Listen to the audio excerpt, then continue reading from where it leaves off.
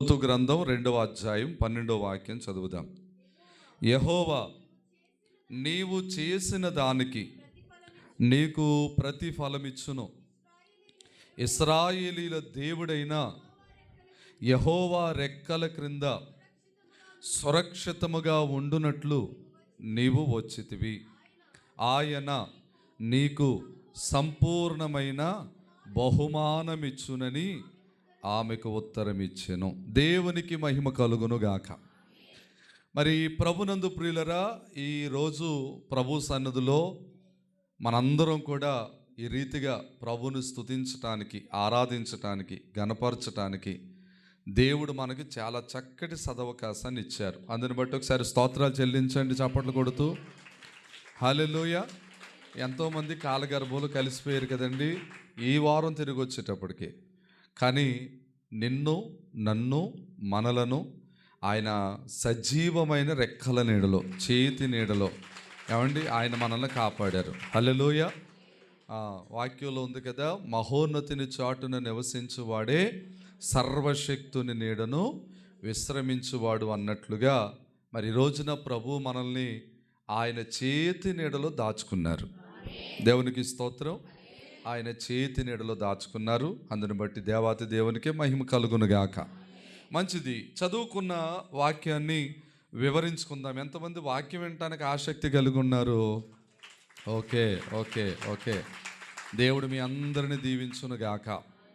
ప్రియులరా, దేవుడు ఈరోజు మరి సంఘానికి ఏ వర్తమానం అందించాలి ప్రభు అని దేవుని సన్నిధిలో ధ్యానిస్తూ ఉంటే ప్రభు నాకు ఇచ్చిన ఈ మాట మీతో పంచుకుంటూ ఉన్నాను.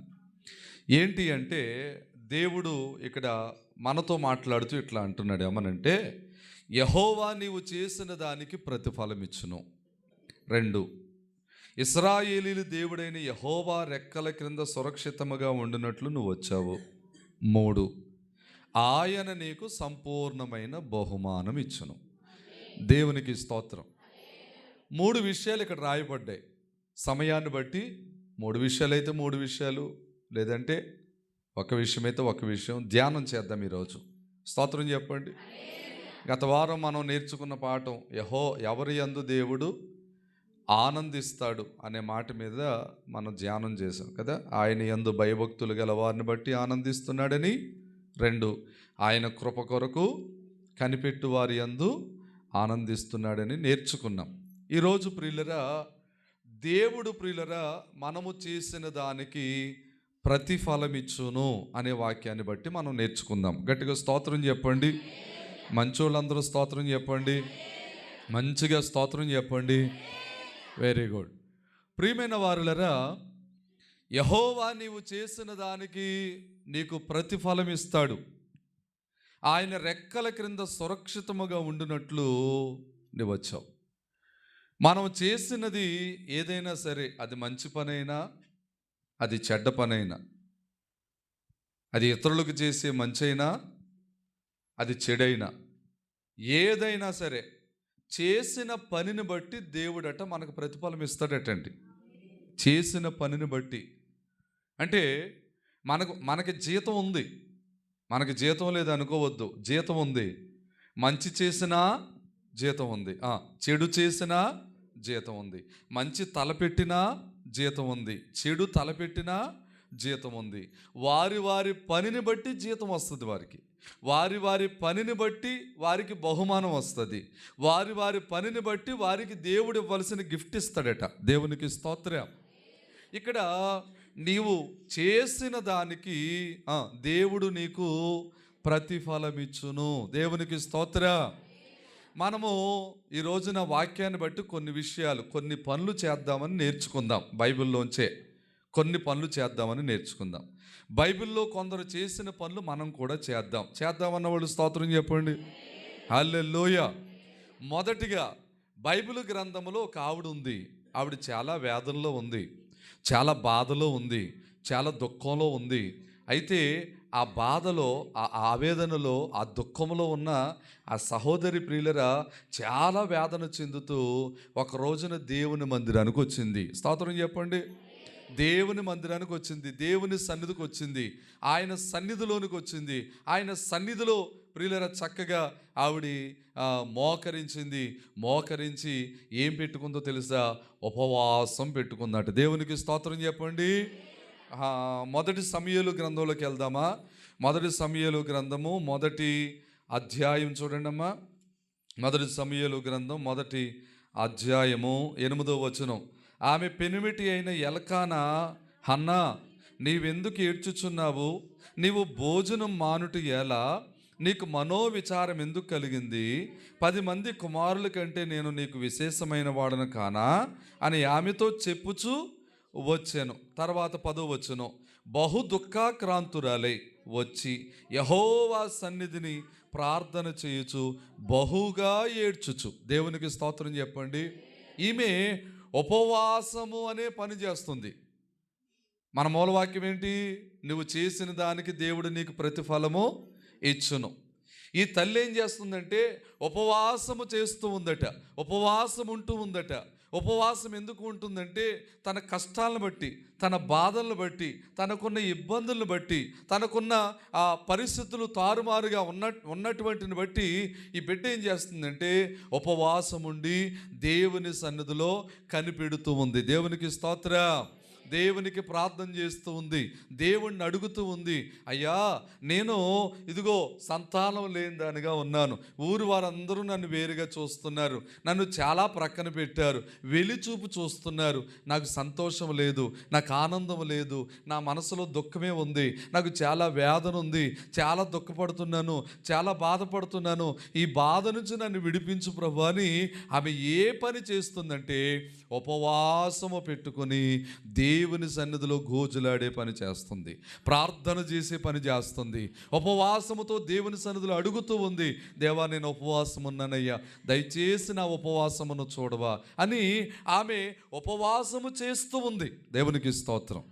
కాబట్టి దేవుని సన్నిధిలోనట మనం ఉపవాసం ఉండి ప్రార్థన చేస్తే యోవేలు గ్రంథం తీయండి ఒకసారి. యోవేలు గ్రంథము 2వ అధ్యాయము 12వ వాక్యం మనం చదివితే అక్కడ ఏముంటుందో తెలుసా? యోవేలు గ్రంథం 2వ అధ్యాయము 12వ వాక్యములు ఏముందంటే, ప్రియమైన వారులారా, ఇప్పుడైనను మీరు ఉపవాసం ఉండి కన్నీరు విడుచుచు తిరిగి నా దగ్గరికి రండి, దుఃఖించుచు తిరిగి నా దగ్గరికి రండి అని దేవుడు తెలియచేస్తూ ఉన్నాడు. దేవునికి స్తోత్రం. పేజీ నెంబర్ చెప్పు తల్లి. యోవేలు గ్రంథం 753 పేజీ చూడండి. దాంట్లో 2వ అధ్యాయం ప్రియులరా 12వ వచనంలో ఉన్న మాట ఏంటంటే, ఇప్పుడైనను మీరు ఉపవాసం ఉండి కన్నీళ్లు విడుచుచు, చెప్పాలి, దుఃఖించుచు మనఃపూర్వకంగా మీరు నా దగ్గరికి రండి. దేవునికి స్తోత్రం చెప్పండి. దేవుడు పిలుస్తూ ఉన్నాడు. ఇప్పుడైనను మీరు ఉపవాసం ఉండి కన్నీళ్లు విడుచుచు దుఃఖించుచు తిరిగి నా దగ్గరికి రండి. ఉపవాసం ఉండి ప్రార్థన చేస్తే ఇదిగో నేను ఒక కార్యం చేయబోతున్నాను, ఇదిగో నువ్వు అనుకుంటున్న అద్భుతం చేయబోతున్నాను, ఇదిగో నువ్వు అనుకుంటున్న మేలు చేయబోతున్నాను. కనుక ఇప్పుడైనా మీరు ఉపవాసం ఉండి నా దగ్గరికి రండి. దేవునికి స్తోత్రం చెప్పండి. ఇప్పుడైనా మీరు ఉపవాసం ఉండి నా దగ్గరికి రండి అని దేవుడు తెలియచేస్తున్నట్లుగా ప్రియమైన వారలారా మనము దేవుని వాక్యములో చూడగలుగుతూ ఉన్నాం. అక్కడే ప్రియులరా యోవేలు గ్రంథములోనే ప్రియులరా మనము చూడగలిగితే యోవేలు గ్రంథం 1వ అధ్యాయం చూడండి. మొదటి అధ్యాయము 14వ వచనం. ఉపవాస దినము ప్రతిష్ఠించండి, వ్రత దినము ఏర్పరచండి, యెహోవాను బ్రతిమాలు కొనుటకై దేశములోని పెద్దలను జనులందరినీ దేవుని మందిరానికి మీరు సమకూర్చండి. దేవునికి స్తోత్రం చెప్పండి గట్టిగా. హల్లెలూయా, హల్లెలూయా, హల్లెలూయా. ప్రభునందు ప్రియమైన దేవుని పిల్లలారా, దేవుని విశ్వాసులారా, దేవుని సన్నిధిలో మీకు నేను ప్రార్థన చేస్తూ చెబుతున్న మాట ఏంటంటే, ఇప్పుడైనను మీరు ఉపవాసం ఉండి దేవుని సన్నిధిలో ప్రార్థన చేయండి. హల్లెలూయా. ఇప్పుడైనను వాక్యం చెప్తుంది 1వ అధ్యాయం 18వ వచనంలో చెప్తున్న మాట ఏంటంటే, ఉపవాస దినము ప్రతిష్ఠించండి, వ్రత దినము ఏర్పరచండి, యెహోవాను బ్రతిమాలు కొనుటకై దేశములో ఉన్న పెద్దలందరినీ ప్రజలందరినీ మీ దేవుడైన యెహోవా మందిరంలోనికి సమకూర్చండి. దేవునికి స్తోత్రం చెప్పండి గట్టిగా. హల్లెలూయా. ప్రభునందు ప్రియమైన వారులారా, ఇక్కడ దేవుడు చెబుతున్న మాట, ఇదిగో దేవుణ్ణి బతిమాలు కొనడానికి మీరు ఉపవాస దినం ప్రతిష్ఠించుకోండి. దేవుని సన్నిధిలో మీరు ఉపవాస దినం ప్రతిష్ఠించుకోండి. అందుకే 2వ అధ్యాయం 12వ వచనంలో చెబుతున్న మాట ఏంటి తెలుసా? ఇప్పుడైనను మీరు ఉపవాసముండి, ఇప్పుడైనను మీరు ఉపవాసముండి కన్నీరు విడుచుచు తిరిగి దుఃఖించుచు నా దగ్గరికి రండి. దేవునికి స్తోత్రం చెప్పండి. మనఃపూర్వకంగా నా దగ్గరికి రండి. నేనేం చేస్తాను తెలుసా?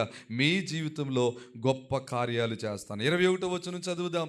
దేశమా భయపడక సంతోషించి, దేశమా భయపడక సంతోషించి గంతులు వేయము, యెహోవా గొప్ప కార్యములు చేస్తున్నాడు. స్తోత్రం చెప్పండి గట్టిగా. హల్లెలూయా. 22వ వచనం, పశువులారా భయపడకండి, గడ్డి బీళ్లలో పచ్చిక మొలుస్తుంది, చెట్లు ఫలిస్తాయి, అంజూరపు చెట్లును ద్రాక్ష చెట్లును సమృద్ధిగా ఫలిస్తాయి. సియోను జనులారా ఉత్సహించి మీ దేవుడైన యెహోవా యందు సంతోషించండి. ఆయన నీతిని బట్టి, తన నీతిని బట్టి ఆయన తొలకరి వర్షమును మీకు అనుగ్రహించును. వాన కురిపించి పూర్వమందు వలె తొలకరి వర్షమును కడవరి వర్షమును మీకు అనుగ్రహించును. కొట్లు ధాన్యముతో నిండుతాయి, కొత్త ద్రాక్షారసము కొత్త తైలము గానుగలకు పైగా పొర్లి పారుతుంది. మీరు కడుపారా తిని తృప్తి పొంది మీ కొరకు వింత కార్యములను జరిగించిన మీ దేవుడైన యెహోవా నామమును స్తుతించునట్లు. దేవునికి స్తోత్రం చెప్పండి. హల్లెలూయా. ఉపవాసం ఉండి దేవుని సన్నిధిలో కనిపెడితే, ఉపవాసం చేస్తే దేవుడు చెప్తున్న మాట ఏంటో తెలుసా? మీరు దేవుని సన్నిధిలో ఇప్పుడైనను ఉపవాసం ఉండి కన్నీరు విడుచుచు దుఃఖించుచు మనఃపూర్వకంగా తిరిగి నా దగ్గరికి వస్తే, ఉపవాస దినం ప్రతిష్ఠించుకుంటే నేనేం చేస్తాను తెలుసా? మీ జీవితంలో మీరు సంతోషించే కార్యాలు చేయబోతున్నాను. హల్లెలూయా. మీరు సంతోషించే కార్యాలు చేయబోతున్నాను, మీరు ఆనందించే కార్యాలు చేయబోతున్నాను, మీరు ఉత్సహించే కార్యాలు చేయబోతున్నాను. అందుకే 21వ వచనం అంటున్నాడు, దేశమా భయపడక సంతోషించి గంతులు వేయము, యెహోవా గొప్ప కార్యాలు చేయటం ప్రారంభించాడు. దేవునికి స్తోత్రం కలుగును గాక. గొప్ప కార్యాలు మన జీవితాల్లో జరగాలంటే మనం ఏముండాలమ్మా? అమ్మా, గొప్ప కార్యాలు నీ జీవితంలో జరగాలంటే నువ్వేముండాలి? ఉపవాసం ఉండాలి. దేవుని సన్నిధిలో వారానికి ఒకరోజైనా ఉపవాసం పెట్టుకోవాలి. ప్రియులారా, దేవుని సన్నిధిలో ఉపవాసం ఉండి నువ్వు ప్రార్థన చేస్తే, దైవజనుడు అన్నారు కదా, ఉపవాస ప్రార్థన సాతానుకు ఉరిదెబ్బ అన్నారు. దేవునికి స్తోత్రం. ఉపవాస ప్రార్థన వలన ఉపకారము కలుగుతుంది అన్నారు. మనం ఉపవాసం ఉంటే దేవుడు మనకు ఉపకారం చేసే దేవుడు. దేవునికి స్తోత్రం చెప్పండి. మన ఉపవాసం ఉంటే, అందుకే మౌలవాక్యం ఏమిటి అంటే, నీవు చేసిన దానికి యెహోవా నీకు ప్రతిఫలం ఇచ్చును. దేవునికి స్తోత్రం కలుగును గాక. నువ్వు ఉపవాసం చేస్తే ప్రతిఫలం ఉంది, నువ్వు ప్రార్థన చేస్తే ప్రతిఫలం ఉంది, నువ్వు సహాయం చేస్తే ప్రతిఫలం ఉంది, నువ్వు దేవుని సన్నిధిలో గోజులాడితే ప్రతిఫలం ఉంది, నిన్ను నువ్వు తగ్గించుకుని దేవుని సన్నిధిలో నీవు నీ నిజస్థితిని ప్రభు సన్నిధిలో ఒప్పుకుంటే నీకు ప్రతిఫలం ఉంది. దేవుడు ప్రతిఫలం ఇచ్చే దేవుడు, బహుమానం ఇచ్చే దేవుడు, ఆశీర్వాదాన్ని కుమ్మరిస్తాడట. హల్లెలూయా. ప్రియమైన వారులారా, ఒకటి హన్నా ఏం చేసింది? ఉపవాసం ఉండి దేవుని సన్నిధిలో. రండి సమూయేలు గ్రంథం 1వ అధ్యాయంలోకి వచ్చేద్దాం. ప్రియులరా, ఆమె ఏం చేసిందంటే ఉపవాసముతో దేవుని సన్నిధిలో ప్రార్థన చేస్తూ ఉంది. 11వ వచనం, సైన్యములకు అధిపతి యెహోవా నీ సేవకురాలనైన నాకు కలిగి ఉన్న శ్రమను చూచి నీ సేవకురాలనైన నన్ను మరువక జ్ఞాపకం చేసుకొని నీ సేవకురాలనైన నాకు మగపిల్లను దయచేసిన ఎడల వాని తల మీదకి క్షౌరపు కత్తి ఎన్నటికీ రానివ్వకుండా వాడు బ్రతికే దినములన్నిట నేను వానిని యెహోవానగు నీకు అప్పగిస్తానని మ్రొక్కుబడి చేసుకుంది. దేవునికి స్తోత్ర.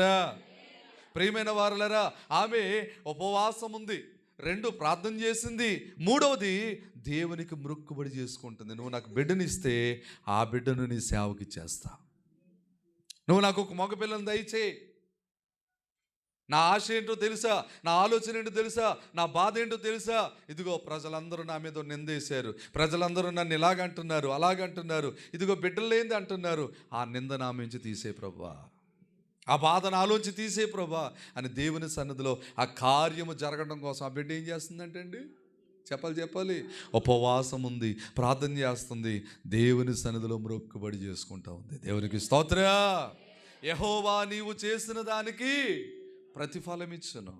సరే, ఆ ప్రార్థన చేసుకుని ఇంటికి వెళ్ళిందంట. దేవుడు ఆ భార్య భర్తలు జ్ఞాపకం చేసుకున్నాడట. జ్ఞాపకం చేసుకుని ప్రియులరా, దేవుడు ఏం చేశాడు తెలుసా? ఒక చక్కటి బిడ్డనిచ్చాడంట. దేవునికి స్తోత్రం చెప్పండి. ఒక చక్కటి బిడ్డనిచ్చాడట. ఒక చక్కటి బిడ్డనిస్తే ప్రియులరా, వెంటనే ప్రియులరా, దేవుడు ఏం చేశాడంటే ఆ కుమారునిచ్చిన తర్వాత ఆ బిడ్డ మనసు ఎలా ఉంటుందో గమనించాడు. ఆ బిడ్డ పాలు మాన్పించే వరకు ఆ బిడ్డను దగ్గర పెట్టుకుంది. వెంటనే తన మొక్కుబడి చెల్లించుకోవడం కోసం ఆ కుమారుని తీసుకుని దేవుని సన్నిధికి వచ్చేసిందంట. దేవునికి స్తోత్రం చెప్పండి. 28వ వచనం, మొదట 28వ వచనం. కాబట్టి నేను ఆ బిడ్డను యెహోవాకు ప్రతిష్ఠించుచున్నాను, తాను బ్రతుకు దినములన్నిటిను వాడు యెహోవాకు ప్రతిష్ఠితుడని చెప్పాను. అప్పుడు వాడు యెహోవాకు అక్కడనే మ్రొక్కెను. స్తోత్రం చెప్పండి. హల్లెలూయా. అయితే ప్రియులరా, ఆమె చక్కగా దేవుని సన్నిధిలో దేవునికి మొక్కుకున్న ఆ మొక్కుబడంట దేవుడికి ఇచ్చేసిందంట. దేవునికి స్తోత్రం. వెంటనే దేవుడు ప్రియులరా ఆ బిడ్డ నిజాయితీ చూశాడు, ఆ బిడ్డ నీతి చూశాడు, ఆ బిడ్డ విశ్వాసం చూశాడు, ఆ బిడ్డ ఉపవాసం చూశాడు, ఆ బిడ్డ ప్రార్థన చూశాడు, ఆ బిడ్డ మొక్కుబడి చూశాడు. వెంటనే దేవుడు అనుకున్నాడంట, ఇచ్చిన మాట నెరవేర్చుకుంది కదా, నాకు ఇచ్చిన మాటను కొట్టేయలేదు కదా, నాకు ఇచ్చిన మాట నిలబెట్టుకుంది కదా, ఈ బిడ్డకు నేనెందుకు ఉపకారం చేయకూడదు అనుకున్నాడంట దేవుడు. స్తోత్రం చెప్పండి. ఈ బిడ్డకు నేను ఉపకారం ఎందుకు చేయకూడదు? ఇలా చూడండి, ఈ బిడ్డకి నేను ఉపకారం ఎందుకు చేయకూడదు అనుకున్నాడంట. వెంటనే దేవుడు ఏం చేస్తాడు తెలుసా? ఈ తల్లి ఆ బిడ్డను తీసుకొచ్చి దేవుని సందులో అప్పగించేసి వెళ్ళిపోయింది కదా. వెళ్ళిపోయిన తర్వాత దేవుడు మరలా ఆమెను దర్శించాడట. స్తోత్రం చెప్పండి. చదవండి ఆ మాట ప్రియులరా. 2వ అధ్యాయం 21వ వచనం. యెహోవా హన్నాను దర్శింపగా ఆమె గర్భవతి అయి 3 కుమారులను 2 కుమార్తెలను కనెను. అయితే బాలుడికి సమూయేలు యెహోవా సన్నిధిని ఉండి ఎదుగుచుండెను. గట్టిగా స్తోత్రం చెప్పండి. ఆమె చేసిన దానికి దేవుడు ప్రతిఫలం ఇవ్వటం అంటే అది. ఇట్టి ప్రతిఫలాన్ని ఎంతమంది పొందుకుంటున్నారు సంఘంలో?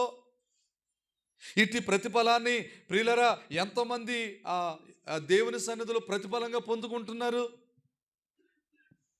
దేవునికి ఇస్తానని మొక్కుకుంది. నువ్వు నాకు బిడ్డని, నా మీద ఉన్న నిందతి, నేను ఆ బిడ్డను నీ సేవకి ఇచ్చేస్తా. హల్లెలూయా అన్నది. పాలు విడిచేదాకా పెంచింది. పాలు విడిచిన తర్వాత తీసుకొచ్చింది, దేవుని సన్నిధిలో మొక్కేసింది. అంతే, ఇదిగో నీకు ప్రతిష్ఠితుడు, వీడు నా కొడుకు కాదు నీ కొడుకు అని దేవుడికి అప్పగించే, చర్చిలో దైవజనుడికి అప్పగించి వెళ్ళిపోయిందట. దేవుడు అన్యాయస్తుడా? దేవుడి దగ్గర న్యాయం లేదా? నీతి లేదా? యథార్థత లేదా? మాట్లాడలేదోటి అమ్మా. ఆయన న్యాయవంతుడు కదా. యోబు గ్రంథం 34వ వచనం తీయొద్దు కానీ ఆ వాక్య ప్రకారంగా ఆయన దగ్గర దుష్కార్యం లేదు, ఆయన దగ్గర అన్యాయానికి చోటు లేదు. న్యాయవంతుడైన కీర్తనకారుడు అంటాడు, యెహోవా న్యాయవంతుడు, యెహోవా నీతిమంతుడు. వెంటనే దేవుడు ఏం చేశాడంటే ఆ బిడ్డను వెంటనే దర్శించాడట. అద్భుతం చెప్తున్నాను. మరి కవలలు పుట్టారో లేకపోతే మరి ఒక్కొక్కరు పుట్టారో నాకు తెలియదు కానీ దేవుడు ప్రియులరా మరలా 5 బిడ్డలను ఇచ్చాడంట. 5 బిడ్డలను ఇచ్చాడట. పైగా అందరూ మగవాళ్ళు ఇస్తే కొట్టేసుకుంటారేమో అని దేవుడు ఏం చేశాడు? 3 మగవాళ్ళు ఇచ్చాడంట. మళ్ళీని 2 ఆడపిల్లలు ఇచ్చాడంట. ఆడపిల్లలు ఇంటికి అందం కదండి మరి. దేవుని స్తోత్రం చెప్పరా. హల్లెలూయా. అందుకని దేవుడు మగపిల్లలు ఇచ్చాడట, ఆడపిల్లలు ఇచ్చాడట. దేవుడు అన్యాయస్తుడు. ఇప్పుడు చెప్పండి, అన్యాయస్తుడా? కాదు కాదు కాదు. యెహోవా, మూలవాక్యం, యెహోవా నీవు చేసిన దానికి ఆయన నీకు ప్రతిఫలమిచ్చును. దేవునికి స్తోత్రం చెప్పండి. ఆమె ఏమైతే మాట ఇచ్చిందో దేవుడికి, ఆ మాట తూచా తప్పకుండా నెరవేర్చుకుంది. మనం దేవునికి ఇచ్చిన మాట నెరవేర్చుకుంటున్నామా? మనం దేవునికి ఇచ్చిన మాట నెరవేర్చుకోవడానికి ప్రయత్నం చేస్తున్నామా? మనము గనక ఈ హన్నా వలె దేవునికి ఇచ్చిన మాట నెరవేర్చుకుంటే దేవుడు ఈమె విషయంలో చేసిన కార్యాలు మన విషయంలో ఎందుకు చేయరు? ఆయన పక్షపాతి కాదు కదా, ఆయన అందరికీ ఉపకారి కదా. స్తోత్రం చెప్పండి. హల్లెలూయా. మరి దేవునికి నువ్వు ఇచ్చిన మాట, రక్షణ పొందినప్పుడు బాప్తిసం తీసుకున్నప్పుడు దేవునికి మాట ఇచ్చావు, ప్రభువా ఏ నాడు ఆరాధన మాన్నయ్యా, చావు బతుకుల్లో ఉంటే తప్ప, హాస్పిటల్ బెడ్ మీద ఉంటే తప్ప నేను ఆరాధన మాననన్నావు. మరి ఆ మాట నెరవేర్చుకుంటున్నావా? ఈ సంవత్సరంలో 52 ఆదివారాలు ఇచ్చాడు దేవుడు. ఎన్ని ఆదివారాలు? చివరి ఆదివారం 28వ తారీఖు వచ్చిందా? ఆ రోజున ఎంతమంది సాక్ష్యం చెప్తారు? 52 ఆదివారాలు సన్నిధికి వచ్చేసాను అయ్యగారు ఈ సంవత్సరం. నేను నా ప్రభు దగ్గర నేను హాజరు వేయించుకున్నానండి 52 ఆదివారాలు అని ఎంతమంది సాక్ష్యం చెప్తారు? నేను అంటాను, వారికి దేవుడు చేసిన దానికి ప్రతిఫలం ఇస్తాడు. హల్లెలూయ, హల్లెలూయ. అసలు 52 ఆదివారాలు మనం ఒక్క ఆదివారం కూడా మిస్ అవ్వకూడదంటే అసలు మొదటి ఆదివారం నాడే ప్రార్థన చేసుకోవాలి మనం. ఏమని? అయ్యా, ఈ సంవత్సరంలో ఏ ఆదివారం నీ సన్నిధిని నేను దొంగిలించకూడదయ్యా, మానేయకూడదయ్యా. ప్రతి ఆదివారం నీ సన్నిధిలోనే. దేవునికి స్తోత్రం. అప్పుడు దేవుడు ఏం చేస్తాడు తెలుసా? నీవు చేసిన దానికి దేవుడు నీకు ప్రతిఫలం ఇస్తాడు. ఆమె చెప్పండి. హల్లెలూయా. ఇక రెండో విషయం చెప్తున్నాను.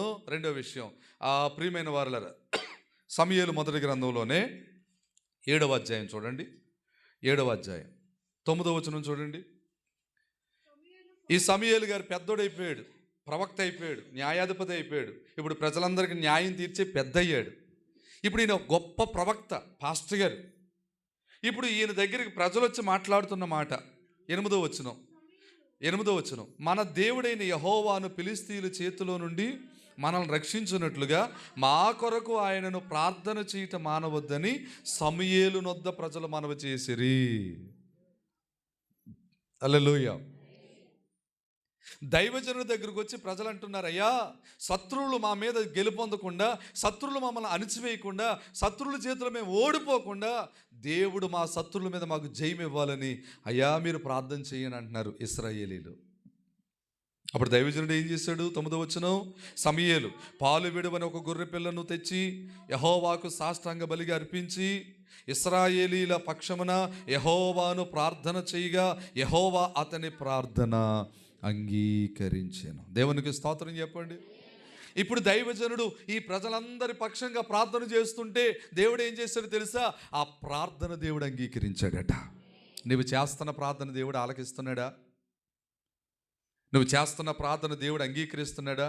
అసలు ప్రార్థన అనే పని మీద నువ్వు ఉంటున్నావా? అలా ఉంటే నువ్వు చేసిన దానికి దేవుడు నీకు ప్రతిఫలం ఇస్తాడు. గట్టిగా స్తోత్రం చెప్పండి. ప్రార్థన అనే పనిలో నువ్వు ఉంటే, ప్రార్థన అనే పని మీద నువ్వు ఉంటే, నువ్వు చేసిన దానికి నా దేవుడు ఏం చేస్తాడో తెలుసా? ప్రతిఫలం ఇస్తాడండి. మరి ప్రార్థన అనే పని మీద ఉంటున్నావా? ఏమనుకోమాకండి, పొద్దున్న లేచిన దగ్గర నుంచి సాయంత్రం పడుకునే దాకా మనకి ఎన్ని పనులో ప్రార్థన పని తప్ప. నిజమా కాదా? నిజమేనా? నిజమే. ఒక ప్రార్థన పని తప్ప ఎన్ని పనులో కదండి, ఎన్ని పనులో. ఆ పక్కింటి ఆవిడ వస్త్రాలు కొనుక్కున్నా మనమే వెళ్ళాలి కూడా ఆ షాపులోకి. ఆవిడ కొనుక్కోలేదా? పక్కింటి ఆవిడ బంగారం కొనుక్కున్నా కూడా మనం వెళ్ళాలి. ఆవిడ వెళ్ళి కొనుక్కోలేదా? ఎన్ని పనులో మనకి కదండి, ఎన్ని పనులో. కానీ ప్రార్థన పనులో ఉంటున్నావా? ప్రార్థనా పరురాలుగా, ప్రార్థనా పరుడుగా నువ్వు కొనసాగిస్తున్నావా నీ ప్రార్థనని? అలా నువ్వు ప్రార్థన చేసే బిడ్డవైతే యెహోవా నీవు చేసిన దానికి ప్రతిఫలం ఇస్తాడు. ఎంతమంది నమ్ముతున్నారు ఈ మాటని? ఎంతమంది నమ్ముతున్నారు? దేవుడు దీవించునుగాక. మనం చేసిన ప్రార్థనకి దేవుడు ఏమిస్తాడట? ప్రతిఫలం ఇస్తాడు. అసలు ప్రార్థనే చేయకపోతే ప్రతిఫలం ఎలా వస్తుంది? పని చేస్తేనే కదా సాయంత్రానికి జీతం వచ్చేది. నెలంతా కష్టపడితేనే కదా జీతం వచ్చేది. మరి కష్టపడకుండా, ఏ పని చేయకుండా, ఏమీ చేయకుండా, ఏమీ చేయకుండా జీతం వస్తుందా? చెప్పండి, వస్తుందా? రాదు. దేవుని సన్నిధిలో ప్రియులరా కష్టపడాలి, ప్రార్థన చెయ్యాలి.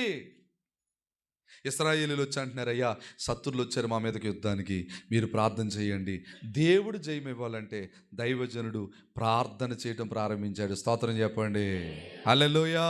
దైవజనుడు ప్రార్థన చేస్తుంటే 10వ వచనాన్ని కూడా చదువుదామండి. ఆ ప్రార్థన అంటే దేవుడు అంగీకరించాడు. 10వ వచనంలో ఏం జరిగింది? సమూయేలు దహన బలి అర్పించుచూ ఉండగా, అనగా ప్రార్థన చేయుచుండగా ఫిలిష్తీయులు యుద్ధం చేయటానికి ఇశ్రాయేలీయుల మీదకి వచ్చారు.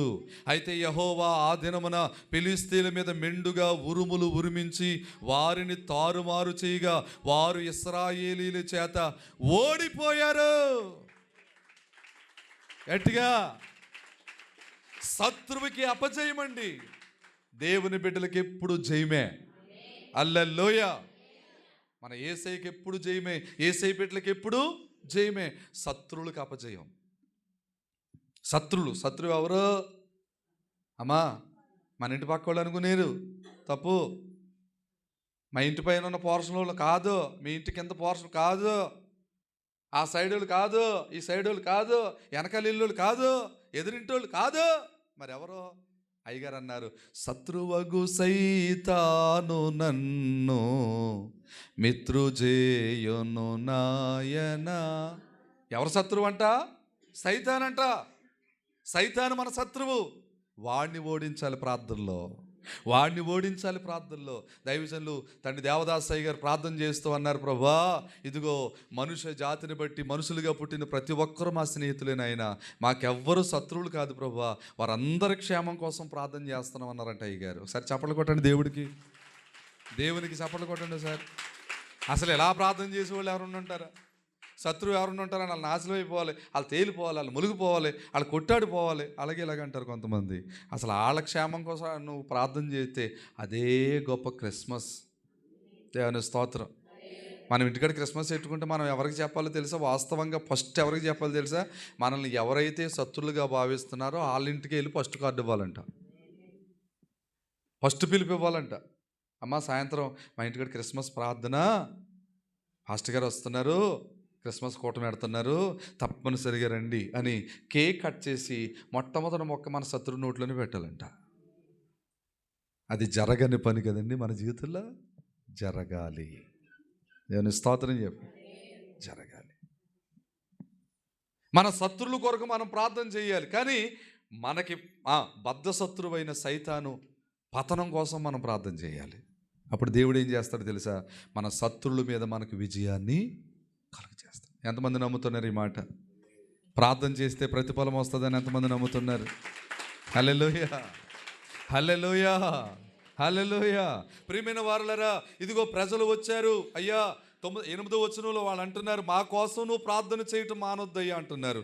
2 ప్రార్థన చేయి అంటున్నారు. 2వది అంటున్నారు, ఆయన ప్రార్థన చేస్తూ ఉండగా ప్రార్థన దేవుడు అంగీకరించాడు 9వ వచనంలో.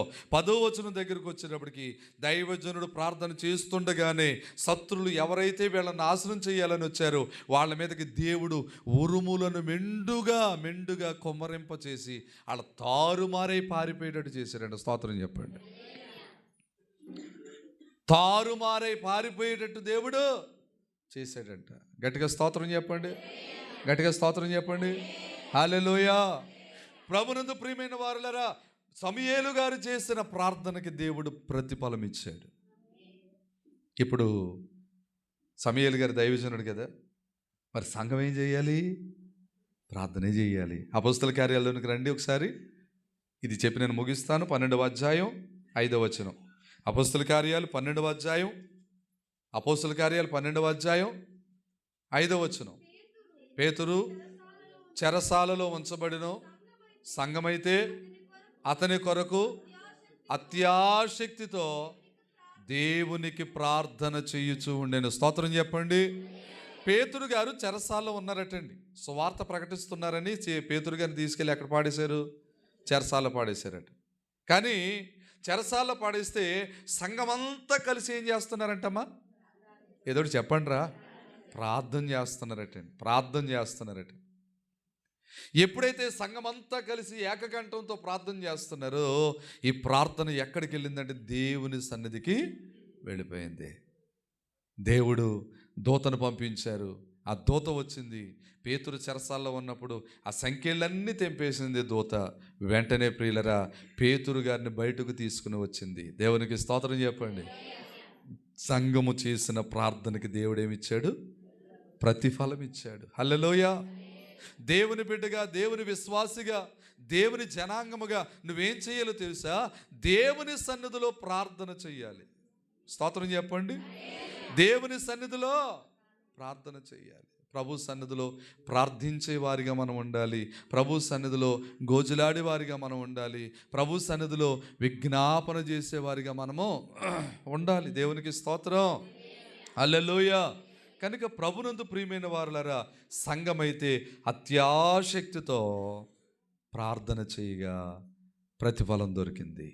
ఇటు చూడండి. దేవునికి మహిమ కలుగునుగాక, హల్లెలూయా.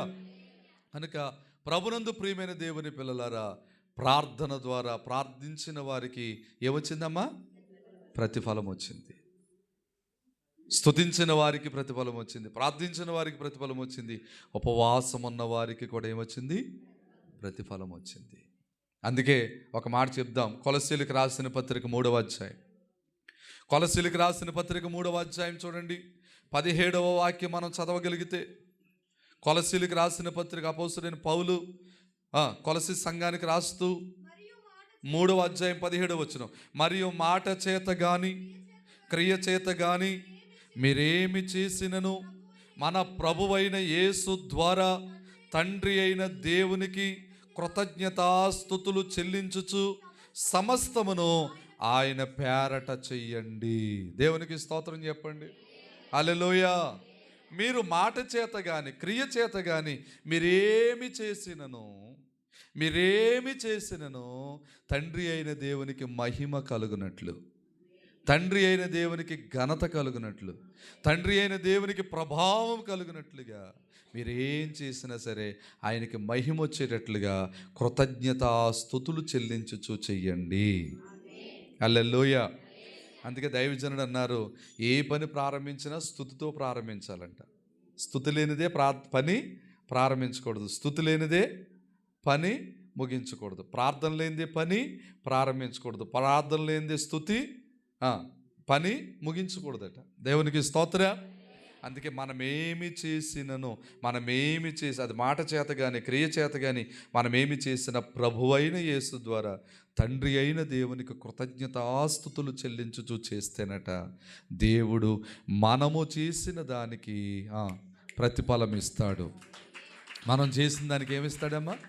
ప్రతిఫలం ఇస్తాడు. ఇట్టి ప్రతిఫలం నాకు కావాలన్న వాళ్ళు స్తోత్రం చెప్పండి, హల్లెలూయా. అయితే మనం ఏం చేయాలి?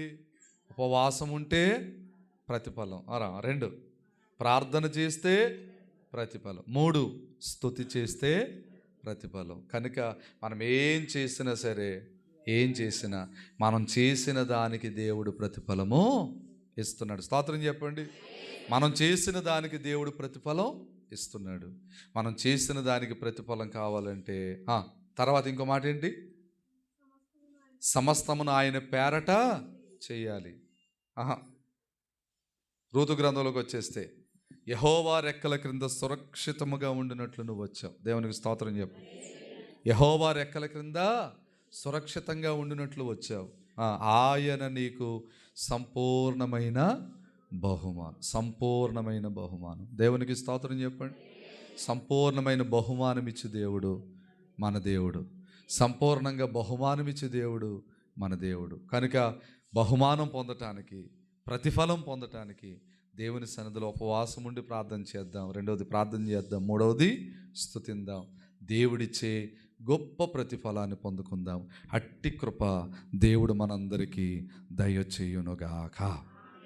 ప్రార్థన చేసుకుందాం దేవుని సన్నిధిలో. ప్రభువా, ఇంతవరకు నీ దాసుని ద్వారా మాతో మాట్లాడారు.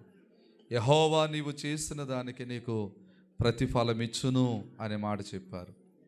యేసు నామములో మేము ఇట్టి ప్రతిఫలాన్ని పొందాలంటే అలనాడు ప్రజలు ఉపవాసం ఉన్నారు, 2 ప్రార్థన చేశారు, 3 స్తుతి చేశారు.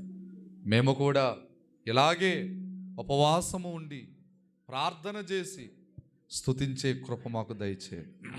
ఉపవాసం ఉన్న హన్నాకి సంతానం కలిగింది.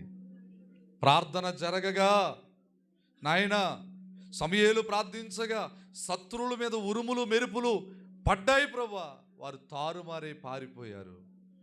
సంఘం ప్రార్థించింది, పేతురు చెరసాల సంఖ్యలన్నీ తెగిపోయినాయి. నాయన స్తుతించి ప్రార్థించి ఉపవాసించి నీ సన్నిధిలో మేము గోజులాడితే గొప్ప కార్యాలు మేము పొందుతాం.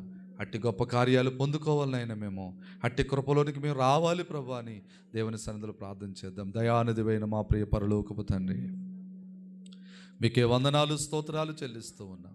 ఈరోజు వచ్చిన ప్రతి బిడ్డ నీ సన్నిధిలో వాక్యం ద్వారా సంధించబడ్డారు, ఆత్మచేత బలపరచబడ్డారు. నీ ఆత్మచేత బిడ్డలందరినీ బలపరిచి మీరే మీ నామానికి మహిమ, కీర్తి, ఘనత, ప్రభావాలు పొందుకొనమని యేసయ్య నామమున ప్రార్థించి అడిగి వేడుకొని పొందుకొని ఉన్న మా పరమ తండ్రి, ఆమేన్. దేవుని వాక్యం నాతో మాట్లాడింది అని నమ్మిన ప్రతి ఒక్కరు కూడా యేసయ్య నామానికి మహిమ కలుగునుగాక.